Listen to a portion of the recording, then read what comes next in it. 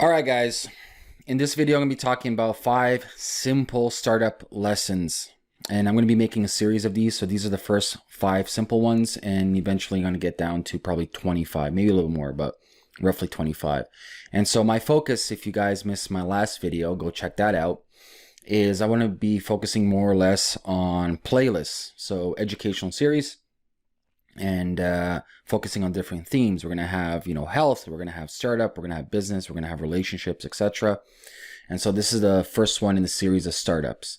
So basically I'm trying to distill the most important startup lessons, and I'm coming from a point of view of just personal experience. So everything that I speak about, I'm speaking about from personal experience. I'm not speaking about from theory or thesis or shit that I've read in the book.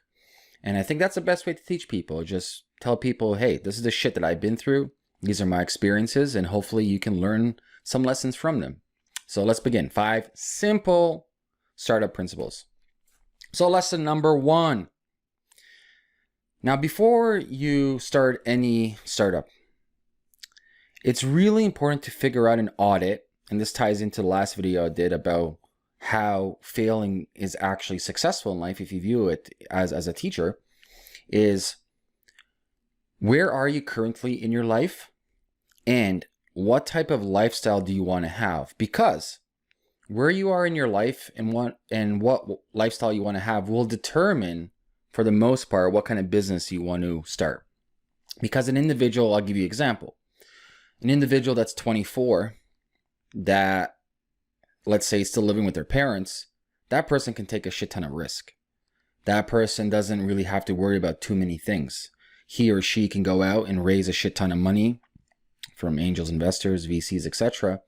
And if all else fails, they're not really responsible for anybody. They don't have a partner, they don't have kids, they don't have mortgage. Their overhead is pretty much nil. And so their risk to reward ratio is good, right? They can take high risk for high reward.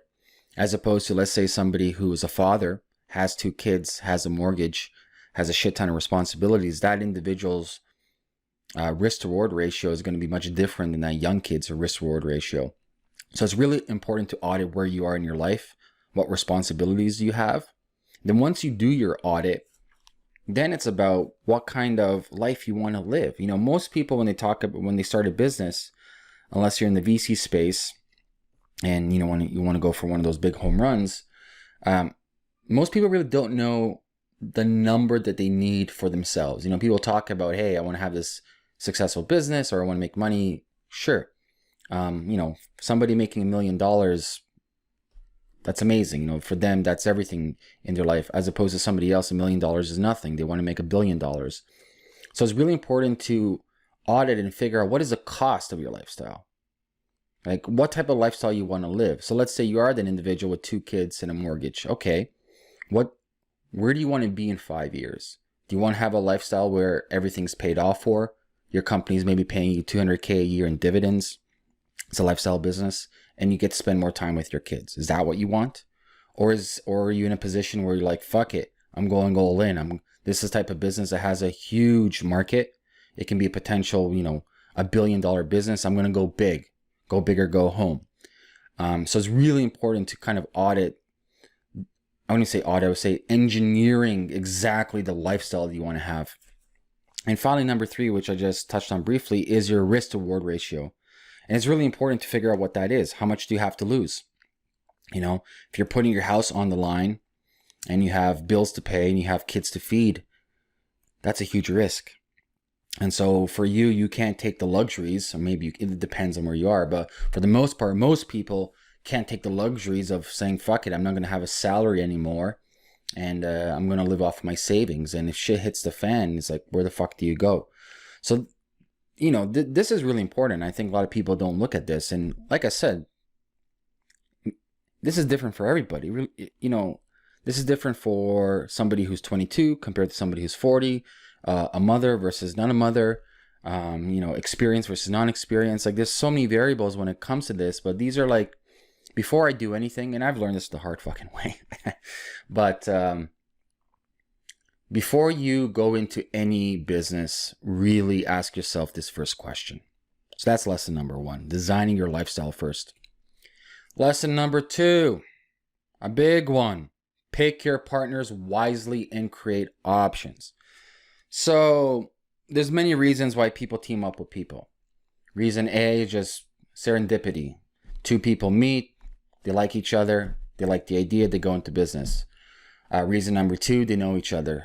Reason number 3, through networking, etc. For the most part, all of them will conduct each other in the same manner, meaning you and I meet, hey, I got this brilliant idea, cool, I like it, let's team up, and we go into partnership 50-50, 50% equity, and then we do, let's say we raise money or we don't, whatever. But it's all set in stone, 50-50.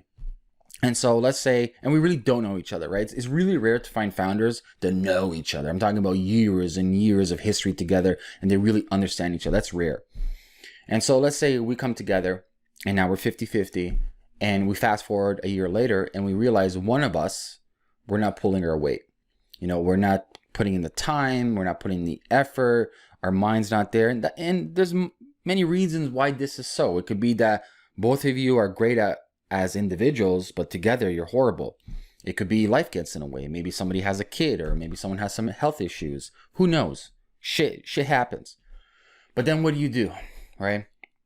The equity's already there, 50-50. What do you do? And then I've seen it all the time. People get into legal arguments and lawyers involved and people are fighting. And then it's hard to raise money from investors because investors won't want that fucking baggage coming in. And it's just a can of worms, a lot of trouble. And so I've done this model before. It's called Slicing the Pie from Mike Moyer. So you can check out the website, slicingthepie.com. And I think it's really good for like first-time founders and people who are first starting off in a relationship with other founders they really don't know. And so basically it's all about pay as you go type of deal. And Slicing the Pie works both for investors and it works for founders. And so the whole idea is individuals' percentage of shares equals the individual slices divided by everyone at the table. And so instead of having a capped / standard equity cap table, meaning, hey, you get 20, I get 20, then if we, everyone has 20 on the table, if we do next round, everyone gets diluted, so forth and so forth. So everybody knows exactly what they're getting. This is more variable. It fluctuates. And the fluctuation happens for about 2 years, give or take. So let's say we do start off at 50-50, both people. Cool. We, from the get-go, set the criteria, our responsibilities, or in business terms or startup terms, we set our OKRs and KPIs. You're responsible for this. I'm responsible for that. We do our weekly meetings, monthly meetings, and quarterly meetings, and we know exactly what we're going to do. And if one side of the party or one of the founders starts lacking constantly, this isn't just one-time lag, you give a guy a break. But if it's a chronic behavior where one of the partners is not performing based on what they said they can do, then since we have a variable model here, if we started off at 50-50, maybe life gets in the way, and due to his restrictions, he can't put that 50% of effort in anymore. So then maybe it becomes 70-30, right? And then maybe it becomes 80-20.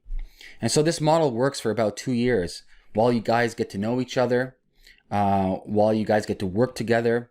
And so once you guys have a good chemistry, and once you realize you guys are both putting in the equal amount of work, then it cements.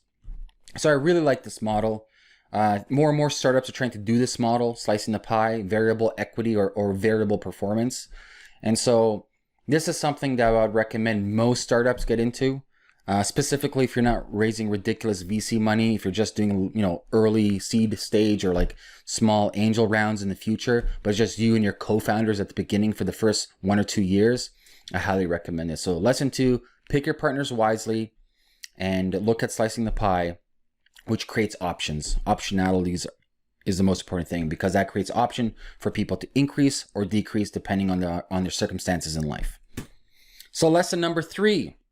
Whoa, what a surprise. Profit, not revenue. So let's say your business is going, you're in 2-3 years. Great. Most people care about gross revenue. They look at these like vanity metrics, like I made $1 million, $5 million, $20 million. Whoopie-doo. I'd rather be in a business making $1 million revenue, but out of that revenue, it's 50% profit, as opposed to a business making $5 million, which only like 5% pre-tax profits. So it's really important that you focus on profit. Focus on profit means freedom. Profit means flexibility. If your company is creating profit, it means you can reinvest. Like, profit is king, cash is king. And so don't worry about gross revenue. Don't worry about how much revenue I can make. Worry about how much profit you can make. You know, what is that gross margin profit you can make? Because once you have profit, everything else is easy. You can reinvest that into anything. Marketing, of course. More people, of course. And eventually, if that model stays square, you know, the power square when it comes to the scaling metrics, then you can just pay yourself dividends if you own the company, you don't have any investors, right? So always focus on profit, not revenue. And depending on what type of business you are, maybe you're in e-commerce and you have physical products, great way to figure out profits there is go to your manufacturer, see if you can squeeze your margins there. Or if you're doing online stuff, figure out if you can have different product suites and different packages, right? Always figure out ways how you can maximize profits and don't worry about revenue. And lesson 4, really fucking important lesson. Pivot, and pivot fucking fast. The MVP, minimal viable product. So Naval Ravikant talks about this. Peter Thiel talks about this as well. And that is, the faster you can pivot your startup or have more iterations, the higher likelihood that you have to find the proper product market fit. It's very simple. It's just the laws of numbers, right? So it comes down to, you first started a business, you have this product, digital, physical, doesn't matter. And your job is to talk to your customers as frequently as possible, get feedback from them, right? The ideas you get from them, build on that feedback, code it or manufacture it, rinse and repeat, rinse and repeat. The faster you can do this, the more negative feedback loops you have. So it's a never ending cycle. It's collect data, improve your product, ship. If you're not shipping on a constant basis, you're failing, you're stagnant. And your competitor is going to come around and ship much fucking faster than you. And so I can't stress this enough. It's like, I don't know, if you're not doing at least a monthly review of your product and asking your customers. So don't make the assumption you know what your customers want. That's foolish. You have free data there. Get on a call with them. Schedule some Skype calls with them. Meet them in person. Talk with them, you know, and see what they like, what they don't like, what kind of features or, what kind of features they want. And iterate on that and ship it. And so finally, lesson 5. From a psychological aspect is, listen, being an entrepreneur, doesn't matter what type of entrepreneur you are or what business you have, it gets lonely as fuck. And, you know, if you look at stats, entrepreneurs have suicide issue, depression issue, mental issues. A lot of them state they feel alone. And I've been there, you know, it's a fucking process. And so I highly recommend finding a forum. And it doesn't have to be paid forum. It could be any forum. But finding a group of people that you can open up to and talk to and share your troubles with and share your wins too. You know, you don't get to celebrate that much. But once you have a win, share that with them. And so find entrepreneur groups. There's so many in different cities. I'm not going to name any, but, you know, it doesn't have to be organized group. It can be literally you with a couple of founders getting together on a quarterly basis, monthly basis, whatever cadence you want, and just talking, man. That's that human tribal element where you can be like, man, this is the shit that I'm going through, man. I need help. And people give you feedback, man. People want to help people. I'll leave it at that. These are my 5 simple startup lessons, or say 5 principles. And if I had to do a startup again, this is what I would go with. And I'll be continuing this series with the next 5. So if you have any questions about this, leave a comment below this video. Don't forget to subscribe, and I'll talk to you soon. Peace.